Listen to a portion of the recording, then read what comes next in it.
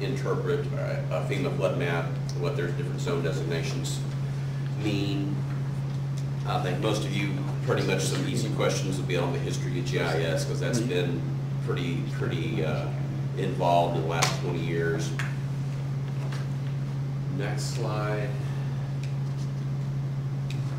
Oh, it's not advancing, I'm sorry.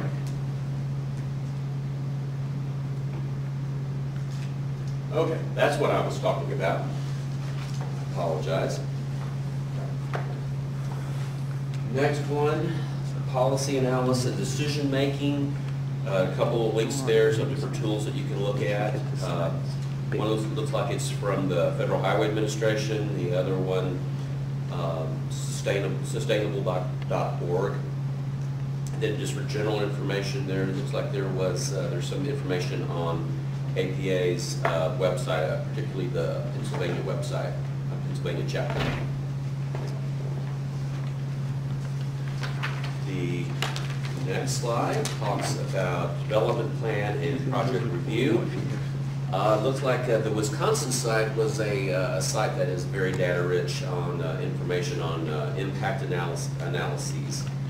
And as you can see, there's you can break that further down into subtopics on fiscal, community service costs, traffic, socioeconomic, and environmental. So again, need to know just the basics about each one of those issues, those areas. I believe Wisconsin is the one that each of those is like a white paper. So you can go to that link and read a document that's not too much, but gives you all the basic information. Yeah. Those shorter documents tend to be the best. You know, it has the basic stuff that you're going to need, and it'll help you retain it, at least as long as you take the exam. Development plan and project review. There's another link there to Pennsylvania's website. Design review and e-permitting, and I believe there's a planning article on e-permitting, so that would be probably a good one to review. Program evaluation. There's 3 links there for just general information. Looks like 2 additional links on community-based organizations, and then program evaluation at its best, growth management. That one was in Planning Magazine back in 2006. And then community sustainability indicators. That is a PAS report through APA. Communication techniques. There is an APA Planner's Communication Guide. There's a link there. You can look at the full guide, and there's a quick help outline as well. More general information from Pennsylvania's website, beyond plain English.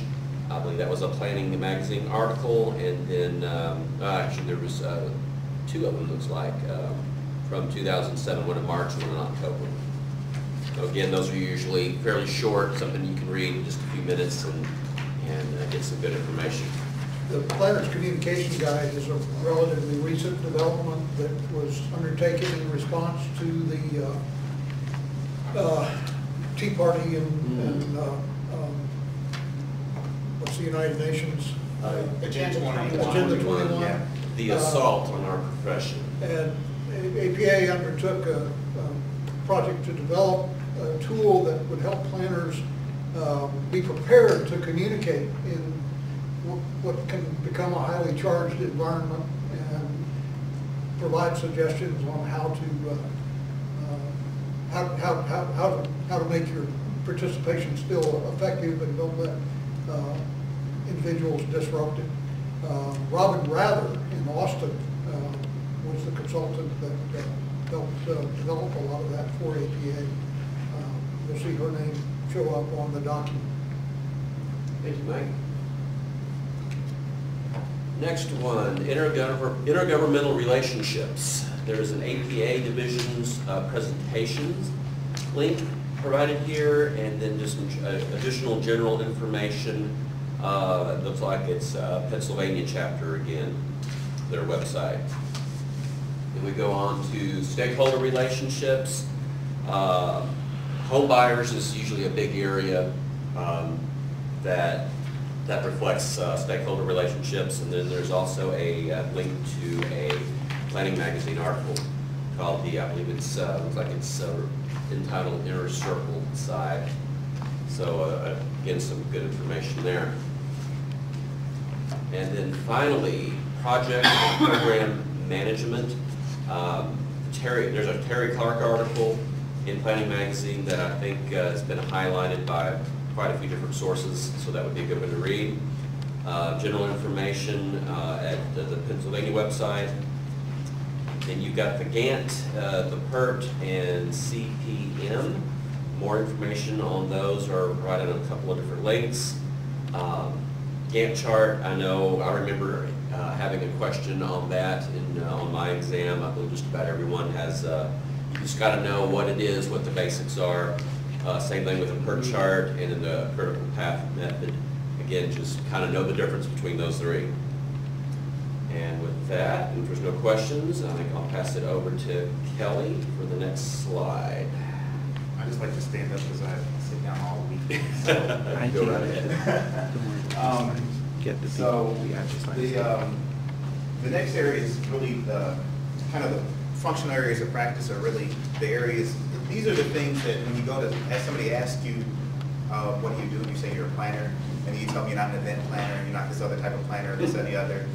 And then you try to explain them, what do you do? This is like the laundry list of things that we actually do that's really hard to explain all the things you do because everybody's so specialized. But these are kind of the areas of specialty that planners might actually have some, focus on just community development, comprehensive. You might do comprehensive or long-range planning, being a particular group that just does that, or work for a firm that does that. Also, some of the more emerging fields like food systems is kind of a new thing that's kind of been really hot coming up.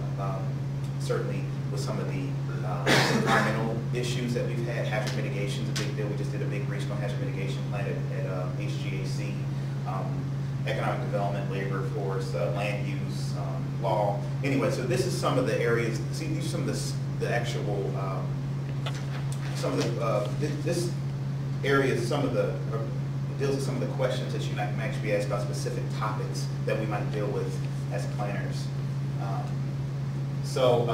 For instance, really need to know the comprehensive planning process, which, that can be kind of an actual functional area that you actually work with, is specifically dealing with towns and comprehensive plans, or your particular community's comprehensive planning or long-range planning. But this is actually something you're probably going to see come up, I think, throughout the exam. Really, is really coming back to this particular process. You just really have to understand the process. Just like when you're writing your essays, they want you to describe how you've gone through a process and thought comprehensively about planning issues and problem solving. They want you to really be able to understand the comprehensive planning process. So I would say just remember this.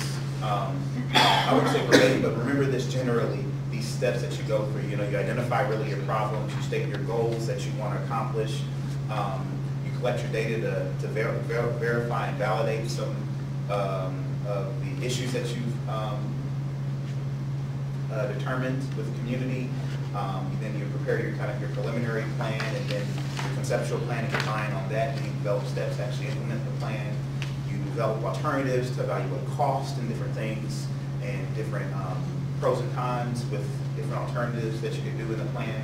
And then you have an adoption of a plan by some type of body or some type of group, whether it's the council, neighborhood, whomever, and then you go forth and you implement your plan. That's something that, yes, this is a functional area of practice, but as I'm saying, this really does kind of go throughout, I think, the whole entire exam is really understanding this process. So just remember that comprehensive planning process as you're going through and doing your study. Sorry, you get some to add? Go ahead. No, I was going to make sure it was advancing.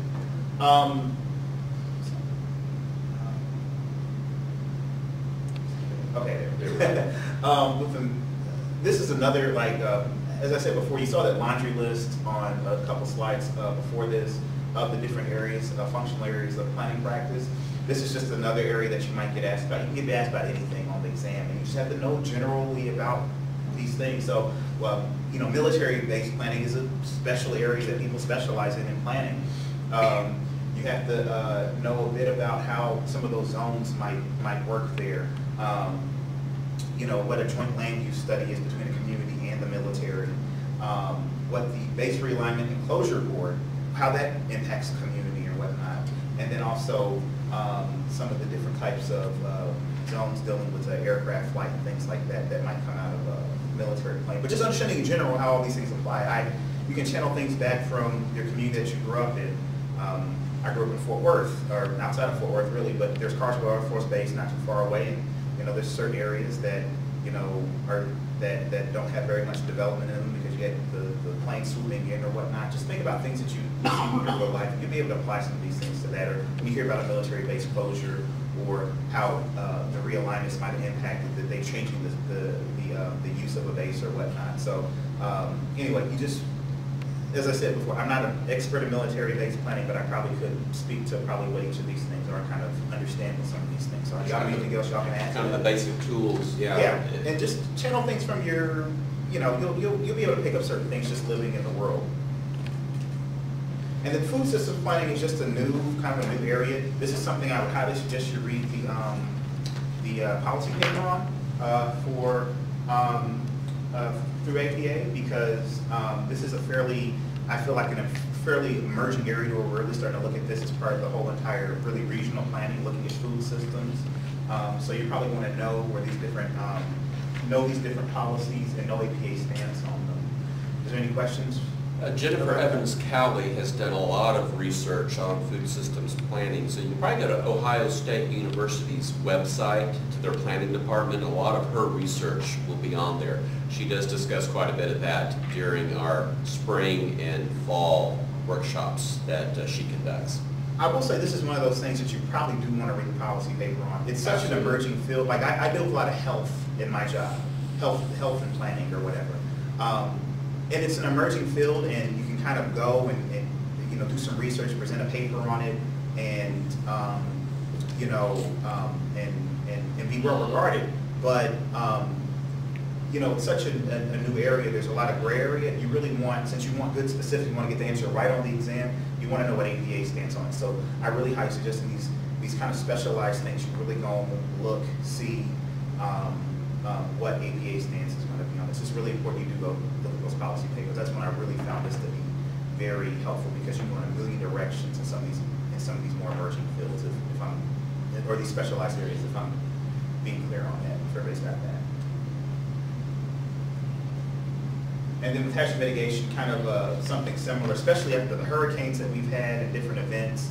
You're going to want to know your major acts. If, like Barbara talks about, knowing about the Clean Water Act, knowing about NEPA, and how the EPA came about, knowing your different transportation acts and things like that. You're going to have to know all those things, and hazard mitigation is going to be one of them. You can usually correlate some of these things with certain events that might have happened, like with the Earthquake Hazards Reduction Act. I would correlate that with probably the earthquakes in the 70s in California, the San Fernando Valley earthquake in 71. And sometimes it takes a little bit of things to come out of that, but a lot of these things are birthed out of those. There's, of course, some major changes with the way we go about hazard assessment and things like that with some of the hurricanes that we've had. We've had Sandy, Katrina, and Rita this decade, so we've had some changes go. Know the impacts of Hurricane Katrina. You might have to know some things about Sandy. It might be. It's probably something that Sandy's probably pretty relevant now, so you might want to know what changes came out of that, especially with some of the since we deal with funding pass-through a lot, knowing some things about how some of that stuff is dealt with, CDBG, all that stuff. And then know the difference between HUD and FEMA. FEMA's dealing with emergency management and kind of on-the-ground operations and things like that, whereas like HUD is dealing with some of the rebuilding of the housing and different things like that. So there's different sources of funding that might come for some of the recovery. So you want to know some of these things and know why they came about, know the year, and know some of their implications. The Flood Insurance Act is something I do. I was dealing with floods a lot with my job, so I know a ton about the National Flood Insurance Act. But that came about. That's a nationalized program. That might be something that came about as a result of something. So just know what that all implies. And then with transportation, I kind of alluded to some of that with some of the hazard mitigation stuff. You're going to know, kind of be a generalist on transportation. Mike is, of course, an expert on transportation, but go ahead. I don't know about that. On parking, the type of thing you might see, it would be a table listing a mixed-use development program that XYZ is developing a site of an old mall, and they're going to incorporate X number of square feet of housing, retail, service, different land uses, and then they give you also a table of parking requirements for various land uses to say that a shopping center needs 5.5 spaces per 100 square feet. So they'll ask you to run a calculation to say, given this development program and these parking requirements, the total need for this parking development would be. You've got to run the quick calculation, but it's multiple choice. So 2 or 3 of them are just going to be outside the range of reasonableness, and you can eliminate them right away. You probably have 2 of them that might be correct, and you'll have to actually kind of run the numbers in your mind or with your calculator and see what, if you can come up with one of those 2 numbers that appears to be right.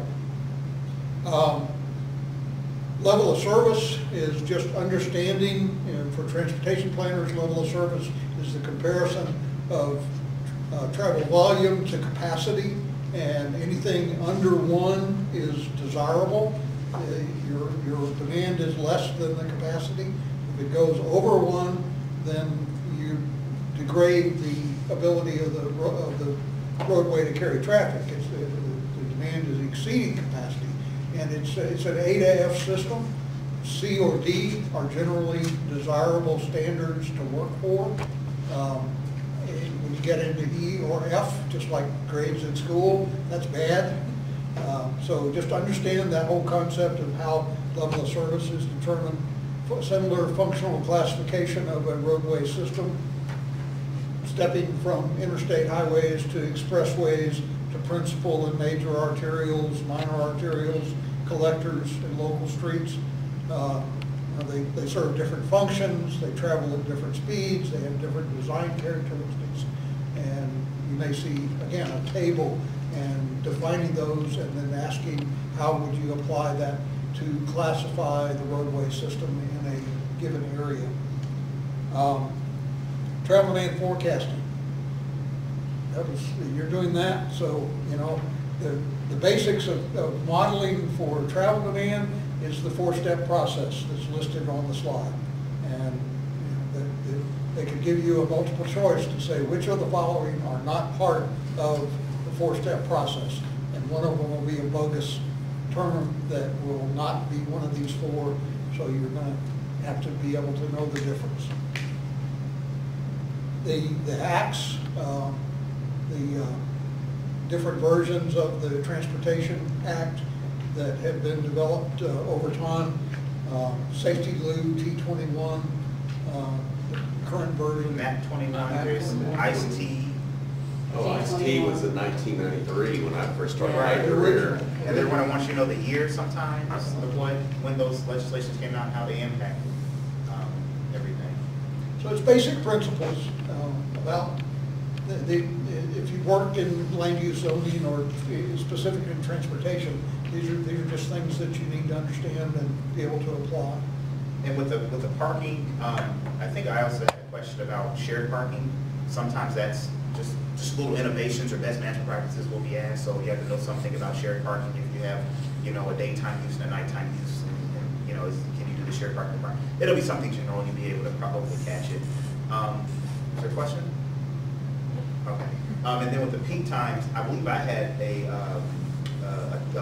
graph that showed me a certain roadway volumes at certain times of day, and I had to be able to pick out, what this graph was showing me. Was it showing me peak afternoon traffic or peak morning or a particular weekend or something like that? So I have to be able to pick out, be able to read that and be able to ascertain kind of what the pattern was. Or what type of land use it could be associated with. Right. That, if you see a typical diurnal pattern of peaks in the morning and in the afternoon, it's probably work or commuter related. Right. So understanding that relationship between the peaking characteristics and the different types of land use. Right, and I think something I did get a lot of questions about was the Transportation Act. So that's something you're going to want to know. You're going to know when ICE-T came out. You want to know with Ice-T, then it was T21, then you had the safety loo, and then you've got MAP 29 now, and then I forgot what comes before that. But you have to know, I go back to the 70s, because there's something that came out in I think 73, then 78, something like that. You have to know all these different things. So The derivation of the defense highway system that became the interstate highway right. system. That's a big one, 1954, 56? 56. Eisenhower, 56. So that's something you just want to know. Those are low-hanging fruit when it comes to Before that, the U.S. highway system was established in 1921. Right. So with this, as you said before, study your areas of weakness, study those specialized areas you're not as familiar with, the things that you deal with, like on a day-to-day.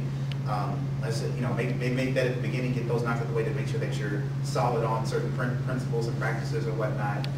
Going up on some things that you may have forgotten about, but then go forth and study your weaknesses. You don't know a lot about military planning, go forth on and learn a little bit more about how you might work with a community that's dealing with, that has a base in there. Also, housing is a very specialized area that you might get quite a few questions about. It's good to know some things about the different housing acts that came out and some of the issues you might deal with in dealing with some of the housing plans. It's a fairly specialized area. And some of the other things like food systems and stuff, read those APA papers to better understand, what the profession's stance is on some of these topics. So, is there any questions? And maybe since we have that last bullet up here, it seems like, are we a little bit ahead of schedule? I don't want to, Yeah, we are. no, we're doing Okay, good good. with that. Just from colleagues, what are some, we said Hurricane Sandy might be something that comes up. Are there any other things in the last few years we think that might be something that's really impacting? MAP 21 certainly would be another thing that's probably a hot topic, a recent hot topic. Is there anything else y'all can think of that'd be a hot topic?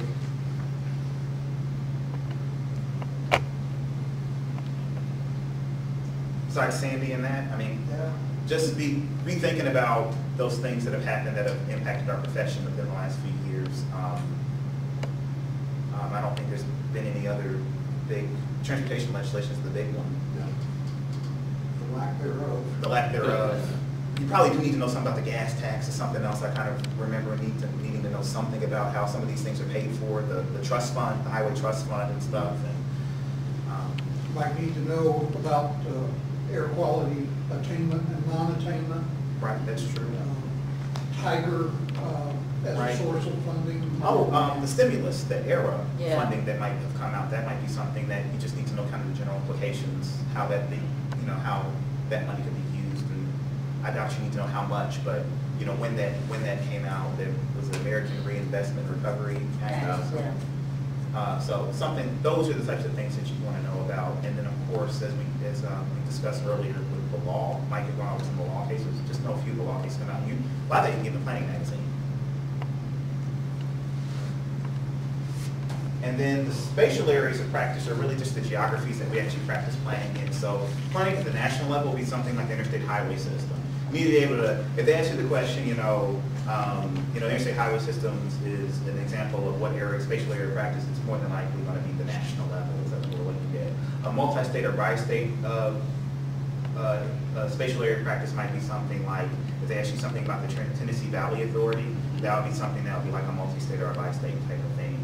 Or, planning for the state, might be state parks or something like that. But you can kind of understand these types of these types of spatial areas that you might actually be focusing in on. And it goes all the way down to your district level, looking at corridors, neighborhoods, waterfronts, historic districts. And we'll go into some of these different examples. But you just need to be able to know for the different issues or the different projects what spatial area that's representing and what level you're going to be working. So this is a neighborhood example question. This kind of goes back to kind of one of those APA things that you kind of need to know about. So according to the APA, the Great Neighborhood Program, most of the neighborhoods recognized include at least one of the following. Anybody want to venture to guess? Okay, well. I saw the answer. Okay, yeah. But I would have chosen public space. Okay, very good. So public space is the right answer, and you would have known that if you go on the website, you've read some of the policies, and gone back and looked at some of the programs that APA's put on, like we have great streets, great neighborhoods, and things like that. That public space is one of those things. So that's also one of those things that I wouldn't necessarily put it all the way in the low-hanging fruit category because you just kind of have to have read that, but it's fairly straightforward. That's a good example of using, again, the process of elimination. Right. All four of those, it could probably build some justification to say they're components of a neighborhood, but the one that makes the most sense is public space. A bus shelter, that kind of one day, that doesn't make a great deal. Not in every situation. Nor does a mix of housing. Right. Gateway sign, that's something very specific, but the one that really shouts out is public space. Right.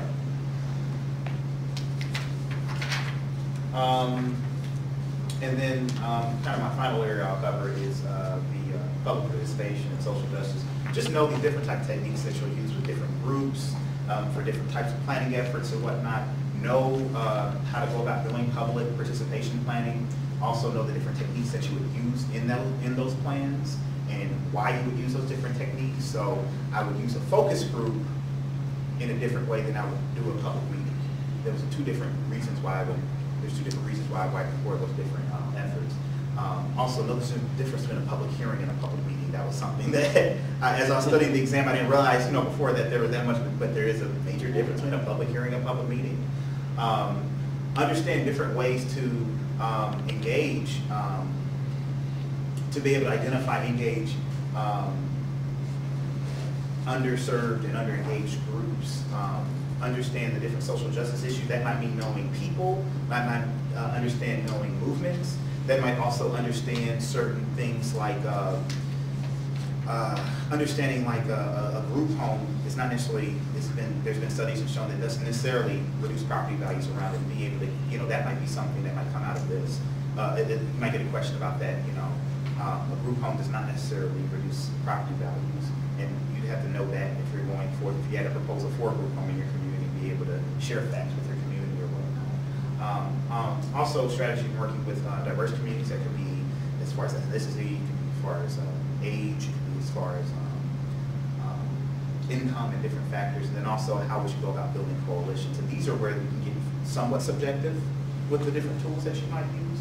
But certainly, if you're going to engage a group of, on a very specific,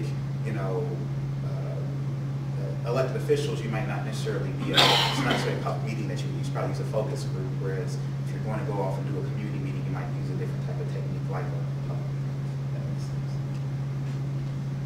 And so, with some of the public involvement planning, you have to identify your stakeholders, who needs to be at the table. Identify who the decision maker is going to be, who's actually going to make things happen, vote something in. Identify what decision needs to be made is important. And then understand the method in which you're going to use to arrive to your decision and what steps you need to be taken to get there.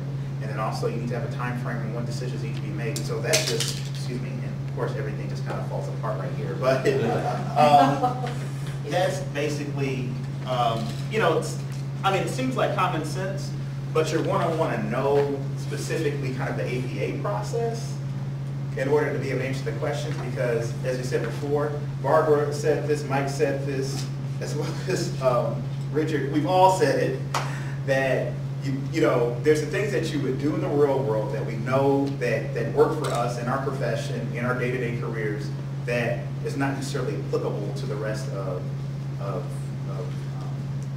the nation in many ways. And so know your public participation techniques, as I said before, why you're going to use them, when you're going to use them, who you're going to use them with, and how you actually go about using them. So that's really Look for scenario questions that, given this particular project and what you're trying to achieve, which of the following techniques would be appropriate for public involvement in that project. And you need to understand, therefore, the difference between the different types of activities. Why is a focus group different than an advisory committee? Right. Right. You probably, if you're working with an underserved community, that that there might be, or let's say it's a older community with older people in it, or it's a community with lower income, would you use a web-based component, web-based meeting, or would you go out and do a public meeting or do door-to-door things, do a town hall or something like that? Just be thinking about things like that, who you're dealing with, and why you're going to do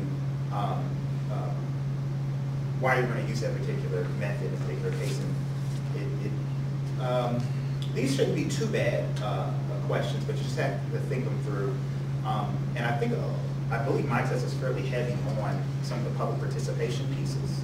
But that's something that we do. We have to be effective communicators. Barbara stressed that you have to be able to be an effective communicator. It might even be certain things like, when would you use, we talked about charts and stuff, like when would you use a bar graph versus a pie chart or something like that.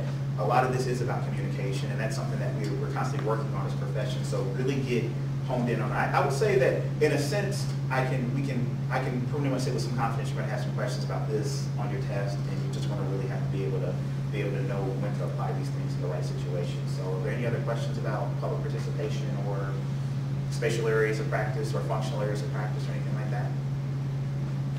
All right, great. And actually I do have one more slide. The letter of public participation. Does anybody know who came up with this? Don't look at the Don't look handout, at your answers are. You're going to need to know that you might get something like this, and you're going to see, and you're going to probably have to answer when that came out, when it was developed, and who developed it, and understand what these different areas actually mean. You kind of have your bottom of the ladder where it's just like very top down, and we're going to make you feel like that we're including you, but we're really not. Decisions are made. You kind of have the middle where it's somewhat similar to that. It's not really sincere. Then you've got your top area to where it truly is grassroots. So that ties back into not only public participation, but some of the advocacy planning and certain other some of the other movements in planning, community-based planning, and all that other stuff. So understand all these things are tied together, and you should be just fine. Now I can move on. Okay. It's Mike's turn. Ethics. Okay, this is again the area where we're only going to see maybe 5 or 7 questions about ethics, but they're going to take them maybe a longer range of time.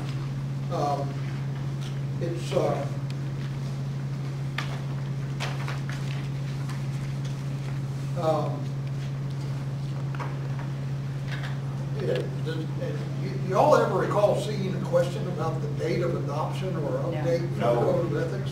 I can't say that I do. The update? Yeah. Maybe. I think maybe the update, but not like anything other more specific than that. If it does come up, just know that they were originally adopted back about 2005 and effective a few months after they were adopted. And then there was an update done in 2009. And the update made several changes. They added aspirational principles that were not in the earlier Code of Ethics. Aspirational principles are ones that really can't be quantified. They're guiding principles, but you can't really, there's no way to say quantitatively where have you achieved that, how, to what degree has it been. It's things we'd like to see and know that we've accomplished out of the profession.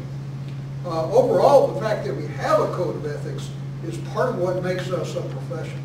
That any profession, be it lawyers or doctors or engineers, having that code of ethical standards is part of what identifies and distinguishes planning as a profession. There's several parts to the Code of Ethics. Principles to which we aspire are the first part. There are rules of conduct. Then there's a section on the procedures by which the code is administered. That was also added or clarified in the update. And then they added a section addressing the question of what happens when a planner is convicted of a serious crime, which is that there's an automatic suspension provision now for their AICP membership. It's important to know that there are really 2 different types of ethical standards adopted by APA and by AICP. APA, as the overall American Planning Association, has a document that's referred to as ethical principles for planning, and they are not enforceable, but they're published as a guideline. Some communities adopt those ethical principles as the Code of Ethics for their planning commission, but aside from that overall set of ethical principles, AICP, the American Institute of Certified Planners, has its specific code of ethical conduct that applies to AICP members, and that is the enforceable document. Just understand that the principles are separate and they're not enforceable. The AICP code is enforceable for members of AICP. Questions you're going to see about ethics are going to be scenario-based. You're going to present a hypothetical situation, and he's going to ask, what would you do in these circumstances, or what would you not do? And again, more than one answer may appear to be correct, so you've got to judge what is the most correct.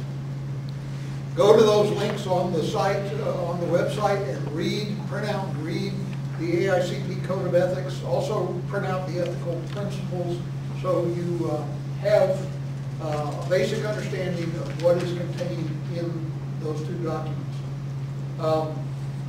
Basic tenet of the AICP code is that planners' highest purpose is to serve the public interest in the communities that we serve.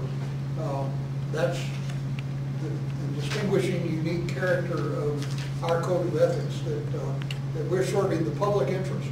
I don't think that there's anything equivalent to that in other design professions. It's unique that even if you're a consultant in planning, if you're under the AICP Code of Ethics, your highest responsibility is to serve the public interest. And that makes it interesting sometimes if you work as a consultant.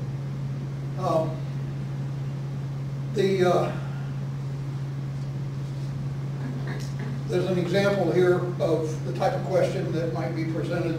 A lot of it is avoiding conflicts of interest, avoiding even the appearance of inappropriate behavior, unethical behavior.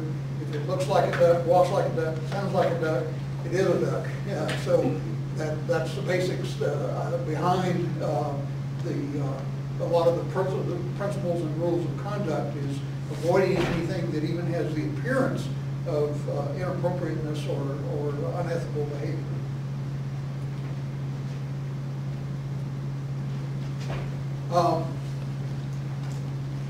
The ethical principles are the first document that I talked about, and they're guidelines. They're not enforceable or have any process associated with them. But then you get to the Code of Ethics, and it has both ethical principles in the first section. There are then in section 2, 26 rules of conduct that apply, very specific statements of what is acceptable ethical conduct. And then the third part is the procedural provisions by which the code is administered.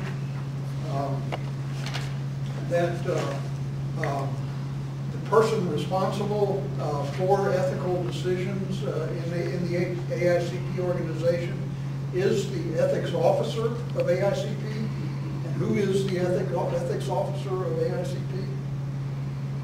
It's the executive director of AICP and APA, formerly Paul Farmer. Paul's just resigned, but I'm trying to remember the name of the new one. I do not remember the new one. Yeah, I think haven't met him yet. Has he already resigned, or is he about to? He is resigning effective June 19th. Okay, so he's right now today is still our ethics officer. But if you have a situation and you needed an ethical determination, you don't ask your professional development officer or your chapter administrator. You may informally talk with your colleagues about it just to get a sampling of opinion. But if you want to really get an opinion from AICP about a specific situation, you should talk to, communicate with the ethics officer, which is the National Executive Director of APA/AICP. He or she will give you an informal review and then also a formal review. The informal will be done verbally, it's non-binding, and it's probably not going to be documented because Paul avoids getting ethics into his email. He wants to deal with it in writing or by phone. But you can contact him and he will respond back to you generally within 12 to 24 hours, and you can ask, what should I do in this case? And he will give you an informal opinion that's non-binding. Most, I'd say 99% of ethics cases are of that variety. They're informal requests, and they're resolved by an informal response. If it moves to a formal complaint, who can file a complaint? Well, anybody can, but it's a complaint against a member of AICP. So one of your city officials or a citizen could lodge a complaint if they consider that you've done an unethical act. Once the charge is filed, then there's a process of investigation and opportunity to respond, and ultimately it leads to a decision by the ethics officer. And he has a committee, an ethics committee, that acts in an advisory capacity to him that will render an opinion, and then they determine what is the consequence of that finding, which can range up to loss of your AICP membership. The principles to which we aspire, these are generally about our responsibility to the public, our responsibility to our clients and employers, and our responsibility to the profession and colleagues. But again, these principles are not enforceable. They are desirable statements of behavior, but they do not, you can't file, a charge cannot be brought based upon the aspirational principles. The rules of conduct are those 26 rules that cover specifics, and they typically talk about giving full disclosure, avoiding conflicts of interest, maintaining the integrity of the profession, and then just overall common sense behavior in how you carry out your responsibilities. The Code of Procedures is quite detailed, and these are all the steps that goes through. But again, it's not, the important piece that you take away from this is understanding the determination is the role of the ethics officer.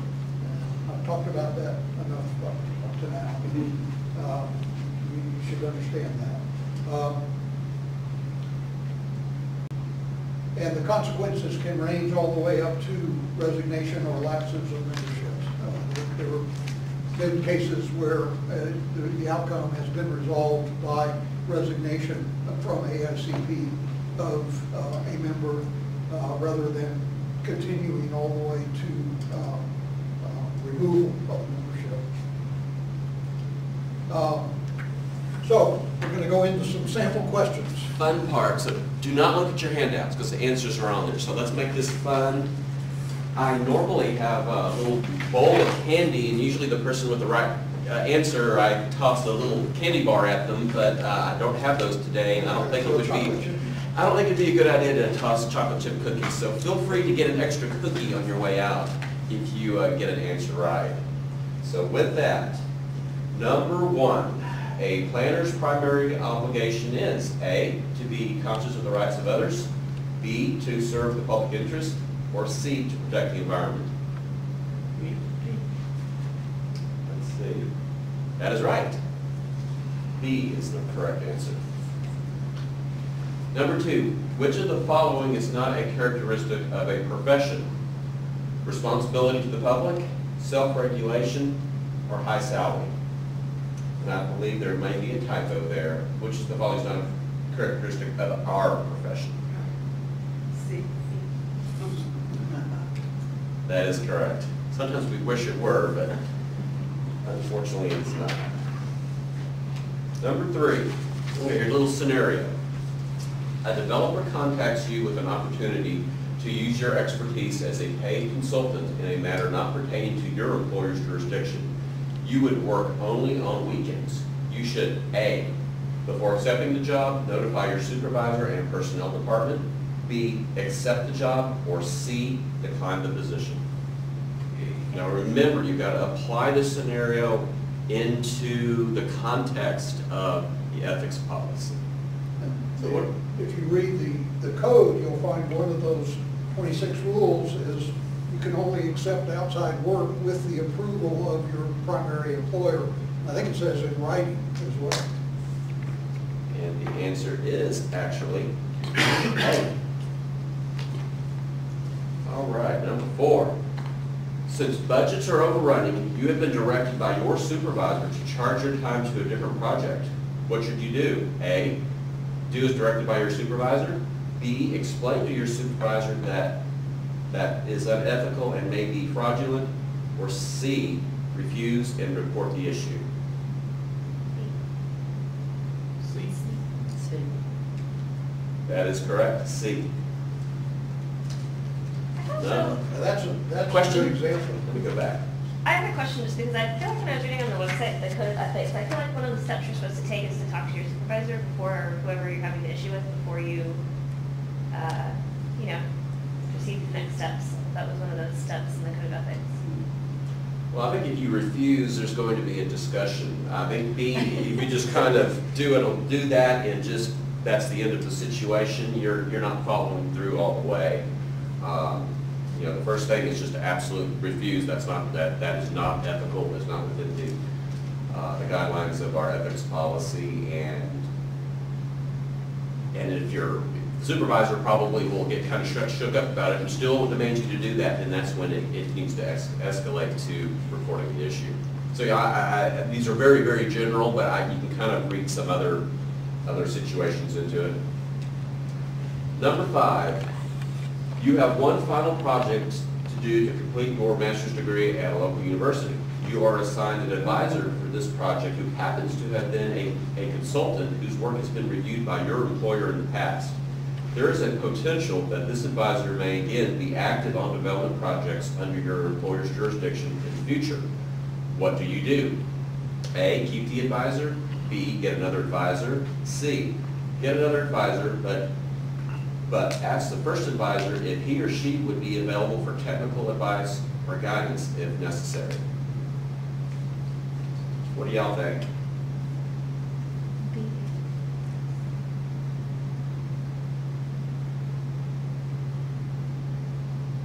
No guesses? B. That is right. B. Yeah. C, you're starting to kind of wade into some of those ethically challenging situations. Number 6, you discover an AICP planner who was recently hired in a position for which you yourself applied, claimed on his employment application that he or she had work experience in a particular planning area, but did not. What do you do? A, discuss the matter with your supervisor. B, do nothing. C, discuss the matter with the AICP ethics officer. What does the policy say?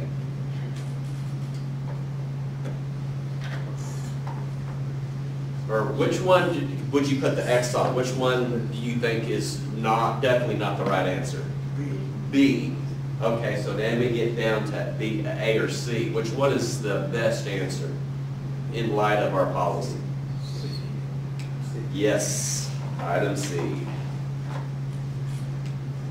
Number 7, a group of county planners participated in a charity golf tournament. Besides the prizes for lowest score, closest to the hole, etc., a sponsor supplied a large Waterford crystal base, a set of golf clubs, and a weekend getaway package for a drawing. The sponsor is a developer who has active projects that your department is reviewing. The drawing is done behind closed doors. Much to your surprise, 2 prizes go to county planners. What should you do? A, thank the sponsor but request a public redrawing. B, do nothing. Or C, after the tournament, request your lucky teammates to donate the gifts to charity. That is correct. A, y'all are doing great. Couple, 2 more here. Okay, number 8. Which of the following is an actual conflict of interest? A, voting in a public election on an environmental issue that directly affects your consulting business. B, making staff recommendations to the Development Review Committee on a site plan that you developed when you were previously employed in the private sector. Or C, accepting a coffee mug with a planning consultant's business logo at a vendor's area of conference. B. That is correct. The answer is B. Number 9. You are presenting the preliminary work of a planning study at the Texas APA conference. One of your colleagues has just completed analysis of the collected data 2 days prior to the presentation and has agreed to let you use the results. You add a slide to your PowerPoint presentation using this data. Your colleague's name is not on the paper because the abstract was prepared 3 months prior to the conference. What is the most appropriate way to recognize that contribution? A, mention in your talk that the analysis was performed by your colleague. B, there is no need to recognize your colleague's contribution because he or she agreed to let you use the results. Or C, add a statement on the PowerPoint slide that names your colleague as the source of the data. Yeah, that's pretty much a no-brainer. That is C. This is my favorite. We're just going to see how much y'all been listening. Planners are encouraged to seek informal ethics advice from the ethics officer. Who is the ethics officer referred to in the AICP Code of Ethics? A, the executive director of the Texas chapter of the American Planning Association. B, the professional development officer of the Texas chapter of the American Planning Association. Or C, the executive director of the American Planning Association. It is C. I go for A or B. No, I'm not qualified. Okay, with the rest of them, I think we hand over to Barbara. So this is coming under the other stuff that you need to know. And some of this we've already gone through. You need to understand what goals and objectives are. That typically comes from, again, growth management areas where you have a goal that's a lofty, and you have objectives that are measurable. And Texas planners are going to be getting more of this, particularly if you deal with anything federal where they're requiring performance standards. SWOT analysis, you know what SWOT stands for? Strengths, weaknesses, opportunities, and threats. Information systems, the code of ethics, we've done survey methods, community participation, Delphi method, have you all worked with that? Okay. The research methods we've talked about, population, demographics, zoning. Most of these we've looked at in prior slides. Next is one of the things that in planning, everything is alphabet soup. So there's a ton of acronyms. And when you're on the test, they could be using those acronyms. So be aware of the majority of them, such as what's FAR? Right. NIMBY? Banana? Build nothing anywhere. Build absolutely nothing anywhere near anybody. Mm-hmm. Okay, ETJ, which is peculiarly Texas. Okay. Okay, and then we PUD.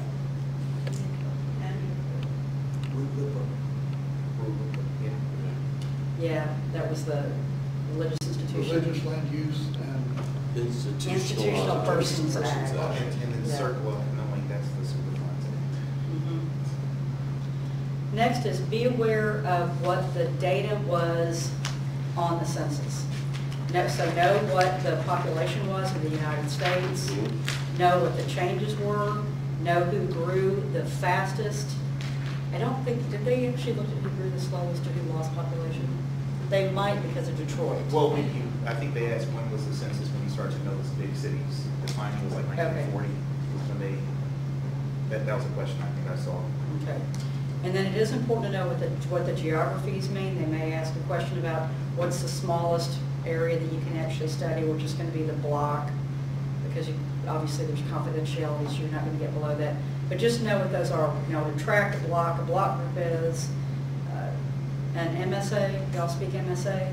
Okay. And they don't actually use PMSA anymore. No, I It's don't just think MSA they and CSA now. Okay. And then the last thing is, if y'all don't know this, you shouldn't be planners. How many feet are in a mile? Quick. You know, I'm asking. Okay, how many square feet in an acre? This should be rolling off your head, like they're 12 inches in a foot. These are things that you should know, like you know what your first and middle names are. Those are your Absolutely. 3-second, easy, Yeah. These are very easy questions. And when you go in for an interview, the people who are interviewing you are also going to ask you that. The only one I've never been asked is what's a hectare? Because I think that's kind of an Old Testament term. So I don't think that we really use that much. I've never been but it's asked. good to know it. It's part of our language. Okay, and then we have a listing of what some of the really good books are for you to just take a look at them. Obviously, given the number of hours that you're going to allot to your studies, you're not going to be able to read every one of them. So look at where you're strong, look at where you're not strong, do some research on which one of these might help you. I find the Green Book, the Bible, was extremely helpful to me. Jane Jacobs, less so. I don't think they asked anything about Jane Jacobs in there.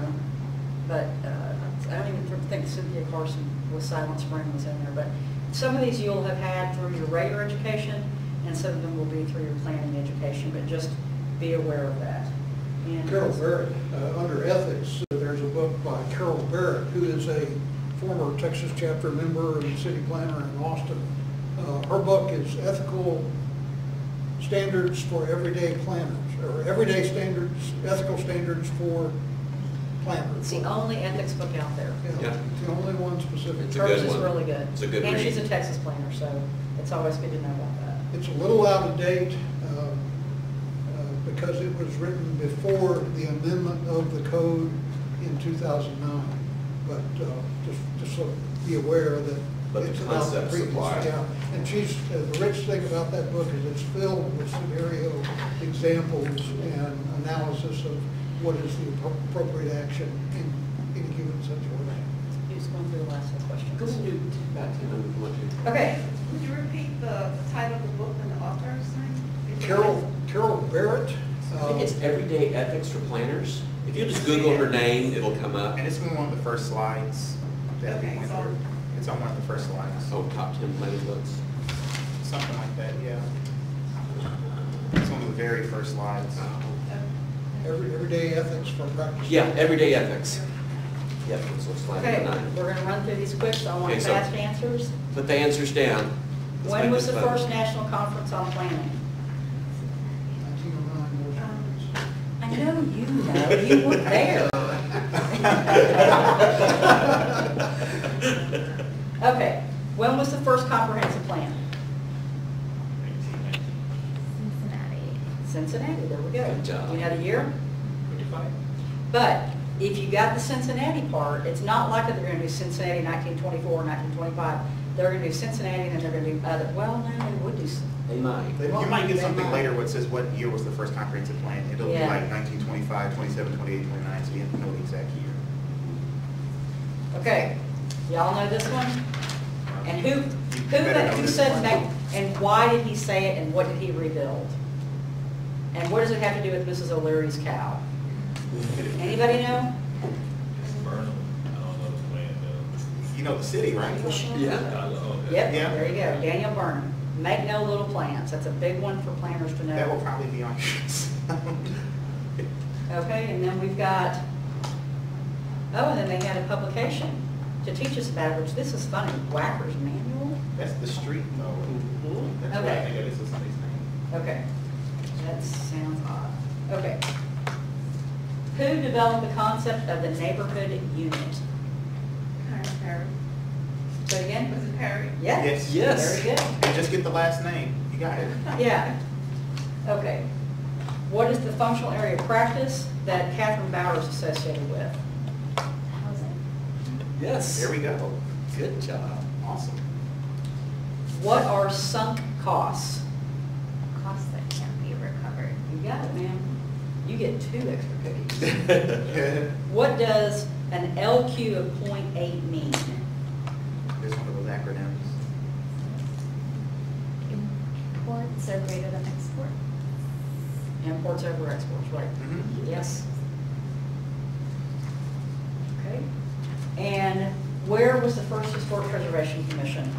And Mike talked about it. Jordan. There you go. Mhm. And then what Pay year attention. and all that, yeah. Where was the first historic preservation ordinance?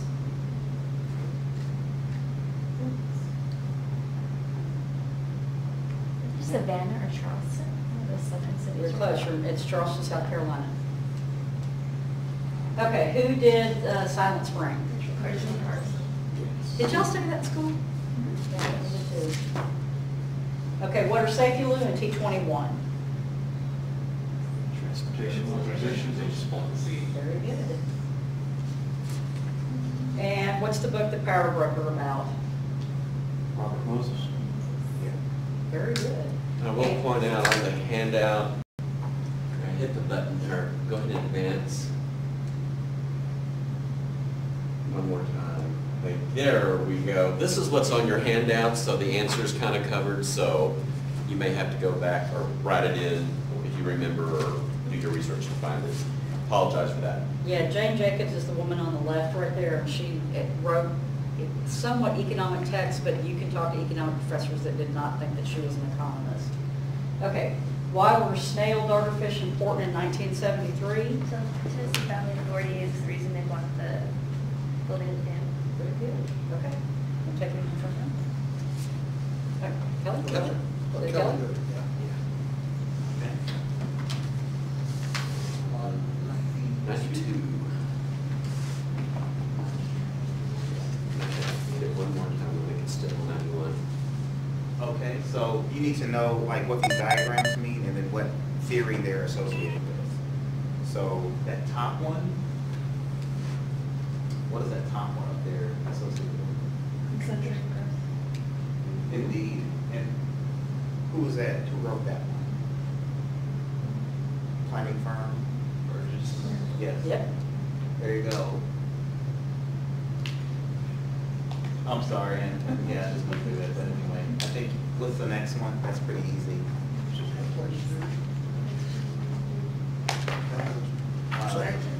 Yeah, this one right here? Yeah, there you go.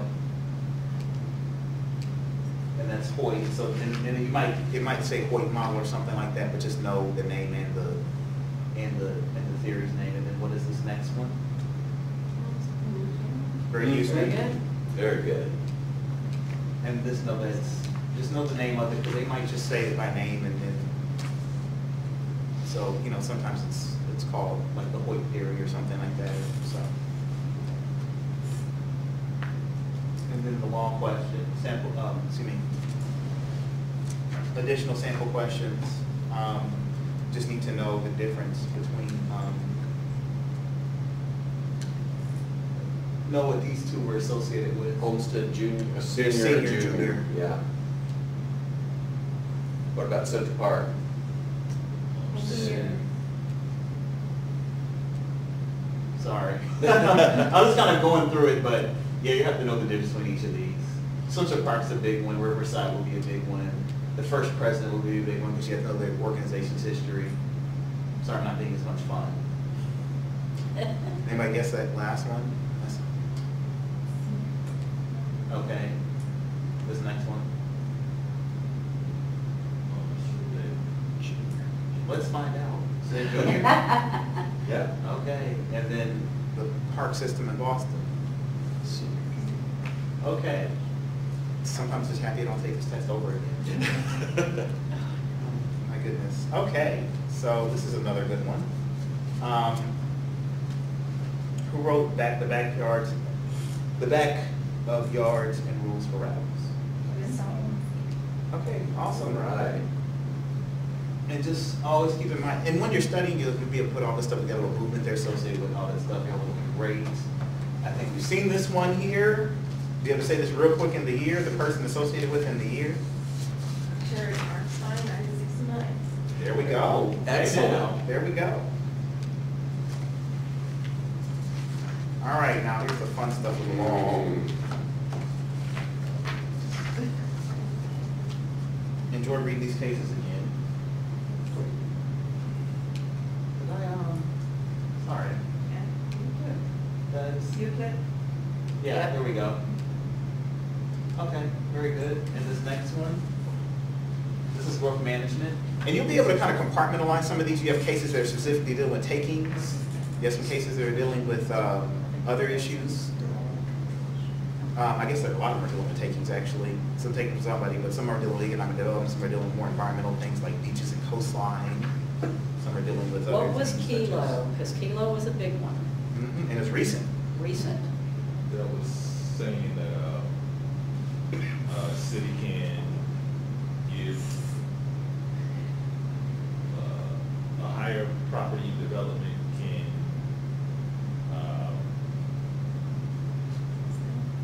I'm sorry, but it basically. And you're actually, you're on the right track. Yeah. Yeah. You're on the right track. It's about using- So, is that related to growth management? Right. Because this is the form that every question's gonna be in. So if you know that Kilo's not in it, everyone that's got 3 in the answer, which happens to be just D, you know is not an appropriate answer. So all you have to do is go through and go, I may not know what construction industry is or Golden versus Ramapo, but I know that Kilo had to do with condemnation for something, it was a condemnation case. Right, it was economic development. Right. It's about, it was the one you can't use, Eminent domain. you can use eminent domain for a private use of this for Right. public good. Right. So, So that's the kind of technique that if you know what that one is, you can at least know, okay, I know that D is not the right answer. I mean, in growth management, a lot of times you're talking about permitting and housing and where it can go and where it can't go and managing the amount of growth in a particular area, so. I'm pretty sure the construction industry and home builders is gonna be right. Pretty much. So you know that 2 and 4 are probably on point. But anyway, your right answer is C.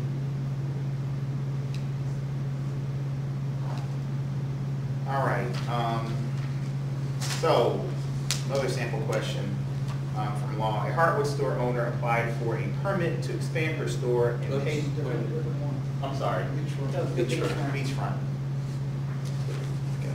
There, thank you. So a beachfront homeowner sought conditional approval for a permit to rebuild a larger home that could potentially block the ocean view.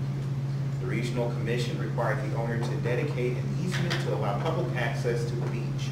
The U.S. Supreme Court determined there must be an essential nexus between a legitimate state interest and the permit condition. And there's 2 words in there that will give it away every time because there's certain terms that were created to crack out of it. So which one is this? Nolan, Go back one. Nolan. There we go. Yes, there we go. Yes, So I always would get those two. It's easy to get Well, those down, Nolan is Nexus. Nolan Nexus. Yes.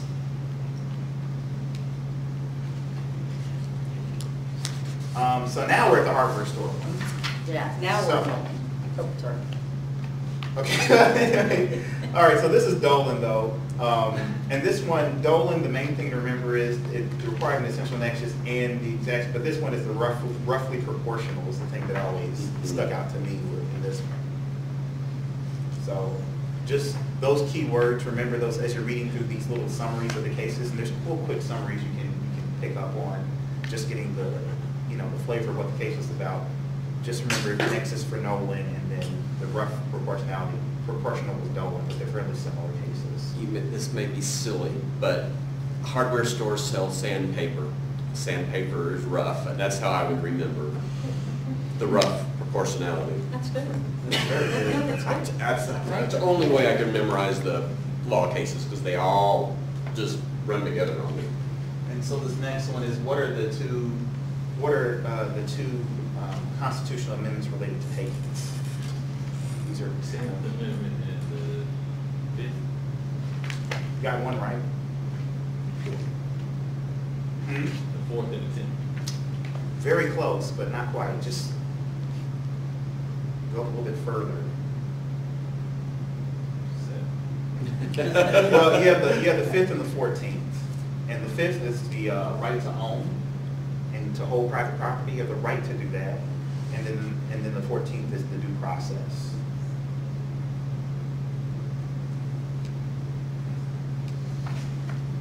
Okay.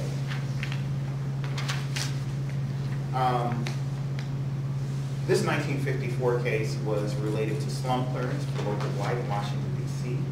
The U.S. Supreme Court ruled that private property can be taken with just compensation and aesthetics can be included included in public well-being, which case is this? New Hope Housing? No. Another taker? Huh. No pun intended. This is Berman v. Parker.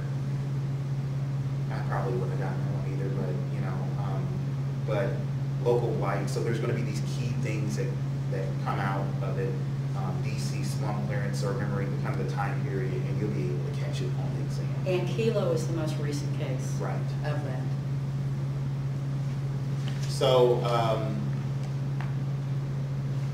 regional rather than neighborhood level planning may be appropriate to each of the following planning issues except, so this is kind of thinking about spatial area.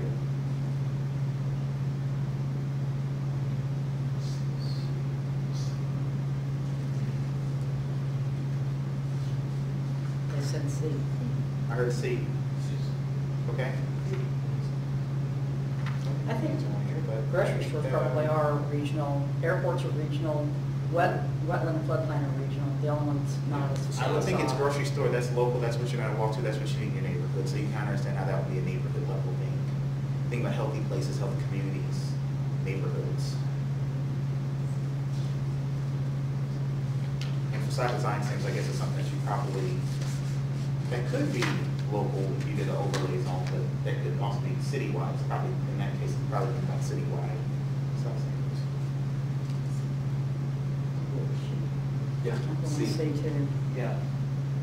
So I guess you could do an analysis of grocery stores, and that could be something that you would look at citywide, because you would be comparing neighborhoods.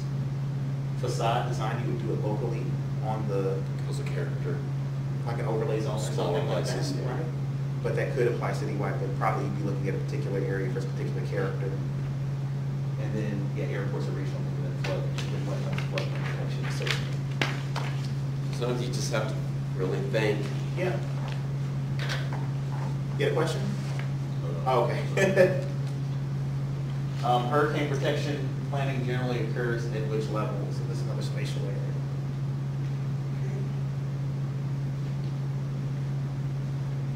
So I have A. Anybody else? Okay, yeah, probably right. The state were on the list would be Right. a toss-up. It would be a toss-up. They didn't include it. So between July 2005 and July 2006, the population of which state grew by more than 580,000, but, excuse me, grew by almost 580,000 more than any other state.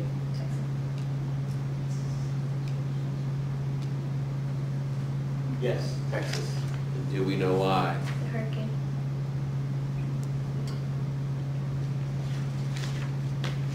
All right, we're almost done here. The benefits of the Tennessee Valley Authority, the TVA, project including power generation and flood control extend to which type of area? Pretty simple. It's Georgia, Tennessee, Alabama. Okay. Food planning. Food planning may involve any of the following except, which of these?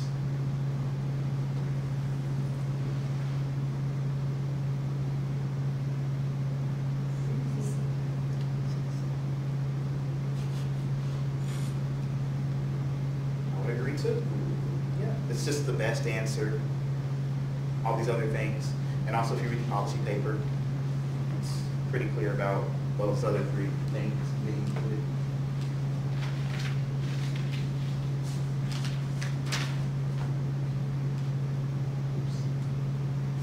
Okay, and then we're going through it pretty fast.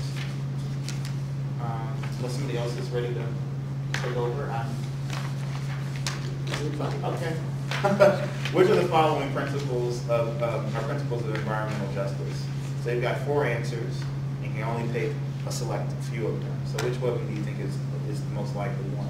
Environmental justice opposes exploitation of lands, people, and cultures. Environmental justice calls for informed consent.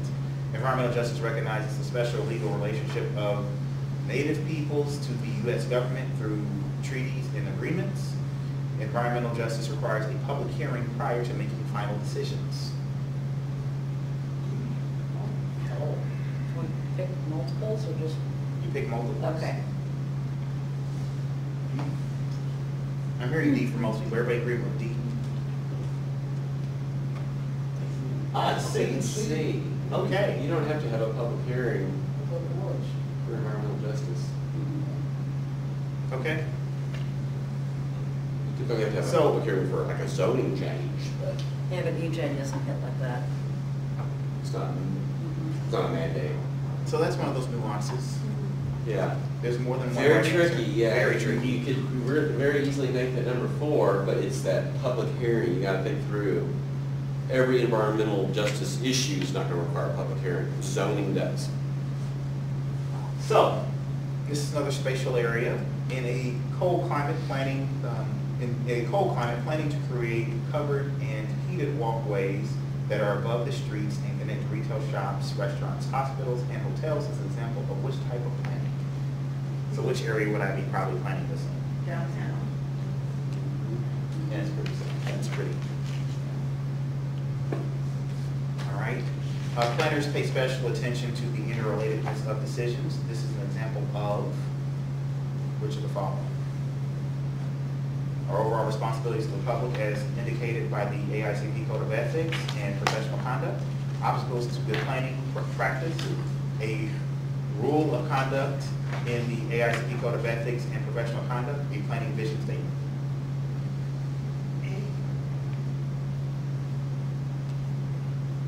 Or A. Oh, we got A.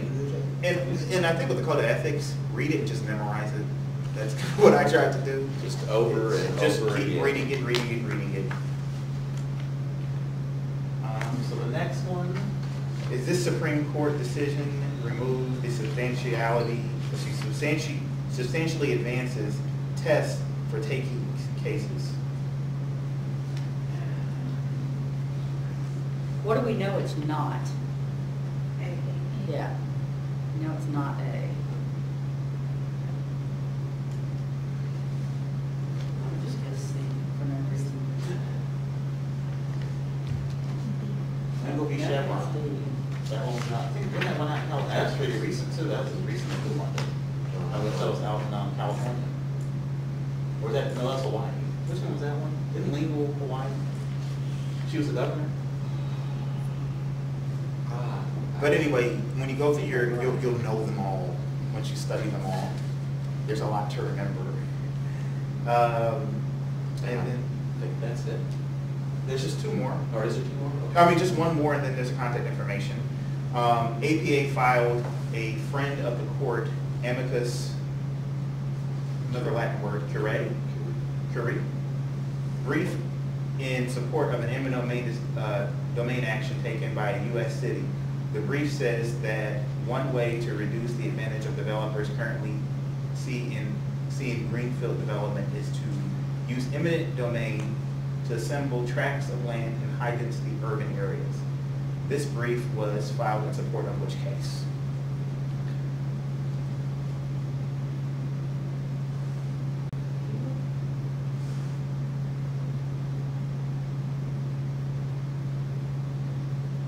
Any takers? Last question, last time for a cookie. Guess it's kilo. I'm gonna go Kilo. I would guess kilo as well, we'll see if I'm right. Yeah. Okay, yay, kilo, okay, we did good on the last one. We did good on all of them. And it was Hawaii. It was one? Yeah, Okay. it was Hawaii. All right, now I'll turn this back over to Richard. Okay. Wrap it up. Again, our contact information is here. Like I said, we're here to help. Any questions that you have, just let us know. If y'all like to buy CDs, come see Mike. We can give you a receipt. I know some of you, your employer will cover your costs, so we need a receipt for that. Any other final questions? I know we threw a lot of information out to you. There are extra handouts. If any of you have any colleagues, any friends that you know are thinking about taking the test in either November or next May, take an extra 1 or 2 of these packets. Let's save the paper. I hate to just recycle it. and hopefully it'll help someone. Our thanks again to TSU for recording this today. We will place this on the Texas chapter website. I understand the first half, the sound quality may not be as good as the second half, but we're going to try to work through that, and we may do this again next year. I think we really want to try to, this is the first time that we've come to Houston. We were in Buda back in April. We were trying to bring this information to our members in the Austin, San Antonio area. Second time, no cost. Yes, and that was at no cost as well. We also hold this in January. The North Central Texas section holds a one-day seminar called Focus North Texas, and I think for about 3 years now we've been doing this this workshop as part of that seminar, the 4-hour workshop. So I think our goal is to try to get into the habit of doing this about 3 times a year to supplement the other 2 workshops that we bring Jennifer Evans-Cowley in as our instructor. And like I said, she's like the gold standard when it comes to preparing for the exam, and I highly recommend if y'all are able to come to the chapter conference and to go to that. Like I said, that's on Wednesday afternoon. That's the day before the full conference starts. It will be well worth your $60. It'll really kind of get you supercharged and ready to take that exam. Did everybody get an evaluation form? Yes, the green. If y'all could fill out the green evaluation form, let us know how we're doing. We'll use that information to fine-tune our presentation. I do want to ask, was this a good time for y'all to come? I know Saturdays are usually better than a Sunday, of course. We thought we'd make it a little bit later in the day. I know some people like to get a little extra rest, as you know, you don't get much time to sleep in. So we hope the time worked out good for y'all. And I know the location was superb. And again, we many thanks go out to Texas Southern University. This was an awesome facility. If you have any other comments after you take the exam, we'd like to hear from you. It always helps to get feedback and know what your experience is like. And speaking of, I believe if you'll go to the study materials on the Texas chapter website, there is, I think, a file that is just thoughts from folks right after they took the exam. And, you know, don't let it scare you. Some of them are going like, oh my goodness, that was the worst thing I've ever been through. It was totally caught off guard. And that's why it's so important to get structured and come up with a plan and budget your time and set a goal to get that 100 hours in. All of you have 4 hours now to start with. Yeah. And you can get another 6 if you come to Jennifer's workshop in October. Thank you. Good luck to you all. Yes, absolutely.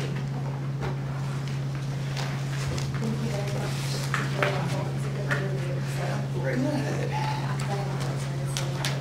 This will be a good foundation for you. Thank you very much. Yeah, it's right back here. All right, well, thank you so much. All right, thank you. Thank you, guys. Appreciate it. Very good with you too. Good seeing you. Take care. I think you do it right. Sure. Thank you for taking your time today. I know. Thanks for coming.